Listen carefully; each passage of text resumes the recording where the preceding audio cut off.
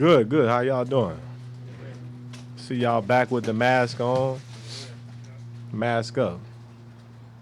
Your coach, Quandre, said you're making a statement. What's your statement? I wouldn't necessarily call it a statement. I would just say I had to a couple things that I had to get cleared up for myself. Business wise, just like the team, business wise, they have stuff that they had to do, and it was just something I had to do to, you know, protect myself, just as the team protect themselves. I got a family to feed also, so for me, I had to make the best decision for me. And like I said, I wouldn't say it was a statement. I'm grateful to be here, and I tell you guys that all the time. Like, I'm grateful to be here. I'm blessed to be a Seahawk. So, for me, I just think it was. I wouldn't say a reset, but it was some things that I needed to patch up on my end to get figured out. What's your plan going forward? You say what? What's your plan going forward? Soon as the business, the little business thing that I got to do, soon as it's done, signed, sealed, delivered, I'll be back at practice. But it's nothing. Is I wouldn't call it a hold in. I would say I'm just getting some things cleared up, and I'll be back out with my teammates pretty soon. Do you have any signs that's going to happen before the first game? You say what?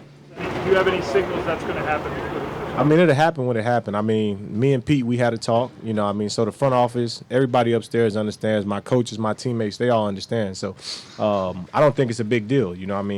Of course, I want to be out there practice. It's not like I don't. I didn't come to camp to practice, not practice, and just do that. But like I said, I don't think it's a hold in. I think as soon as this issue is cleared up, it'll be ready to go.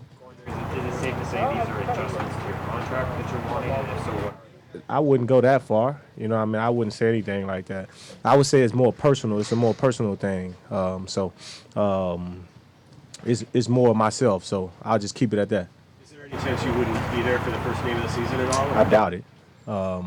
Like I say, I think it should be cleared up pretty soon. And me and my team, we handling that. And at the end of the day, I'm grateful to be a Seahawk, and I'm gonna be here. So I'm just saying, I think I'll be out there ready to play the first game of the season. I think you guys see me at practice pretty shortly. If it's not cleared up by the first game, would you not play them? I just said it should be cleared up pretty soon. So I still got 10 days, but I plan on being at practice with my teammates. You guys been around me enough to understand that I love ball. I'm gonna play ball. So, just like the organization take care of themselves, I'm taking care of my business, and I'll be back shortly. The good thing is taking this, I don't want to call it a stand. You could have made Cam was an 8-point the game at camp. Why was it, 3 weeks, 4 weeks into camp that you decided to just? That's how it played out. So things are changing every day, and the situation happened to change last week, and from then on, I had to do what was best for me. And I didn't expect it to be a big deal like this. I understand, you guys see me not practicing, but like I said, I got to take care of myself, and I had to get things handled up for my family. So, like I say, it'll be handled soon, shortly, and I'm sure you guys can stop worrying about if I'm practicing or not.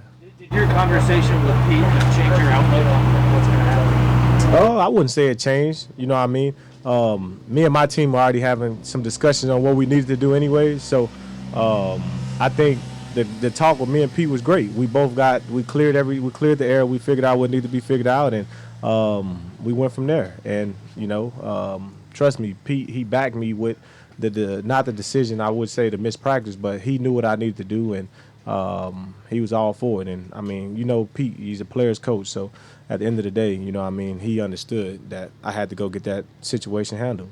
Did you want to get an extension, and are you concerned, I guess, if this is your free agent year about playing as a free agent? I think everybody wants to get an extension. You always kind of want to know some clarity, And before you guys even go and say, what about the tweet? The next tweet was, I was grateful. So, everybody wants to get an extension. Everybody wants to have that opportunity where you're gratified. And for me, it would have been special. It would have been my third deal, but I'm blessed to be on my second deal. And, I make good money. So, like I said, I'm grateful. And, hopefully things can get worked out. If not, then, we'll move on, and we'll continue to just focus on the season. Since you brought up Twitter, what did you think of Nick Valor's rebuttal? That's just me and him that's 5 years worth of being teammates, where I knew he would say something smart, but honestly he got the attention off me, so I was good. Very few of you guys veterans played in this preseason at all. I know last year was a preseason straight into the season. So, do you think it matters at all that you guys didn't play? Or? I mean, we didn't play last year either. And we started out 6-1, 7-1, whatever it was. So, I mean, for some young guys, it's good. But I mean, I'm year 7, bro. Like, I know how to play ball. I know how to get myself ready, and I think a lot of other guys feel that way also. So, I think whatever Pete and the coaching staff have planned, we just go with that plan, and that's what they wanted to do with us. Defense is one of the best in the NFL in the second half of the season. What do you guys feel like you do to kind of start faster and play like that early on? I mean, I think everybody just needs to, focus on the small details and continue communicating with each other. We got to know each other, and I think the second half of the season we got better with knowing who we are, what our identity was, and how we want to play ball. And I think we started camp off that way, and it's all just kind of going and going. And we have good days, we have some bad days, but we know how to fix them. So hopefully we start off fast, and we plan on playing great defense like we did the second half of the season. Getting to know each other. How much better do you think Jamal can be now that you guys have played together for a whole year back then? I mean, I think it's great for him. When he came in last year, he got traded 2 weeks before camp or a week before camp. So, he came in, he had to figure out where he's going to live. He had to get to know everybody. So, I think now with him having a full off season to go over the playbook, have his iPad, be able to ask questions in meetings, and just be around, see how I see things, see how Bobby sees things and things like that. I think that's gonna make him a little bit more special, and that's what we expect from him. We expect him to do special things every week, and I think he's gonna light it up this year. Last year, you guys took a while to get the chemistry on defense, and you talked to Jamal being new, so much other new players coming in, a lot of new faces at quarterback. Do you have any concern about potentially having something similar to start the year? I wouldn't say, too many new faces. We got some guys that's been here. We have some guys that's gonna be new here. So, I think we just got to get the communication aspect right. Make sure everybody's technique sound and know the ins and outs of the defense. I should be able to look at somebody and tell them like, hey, this, and they know exactly what to do.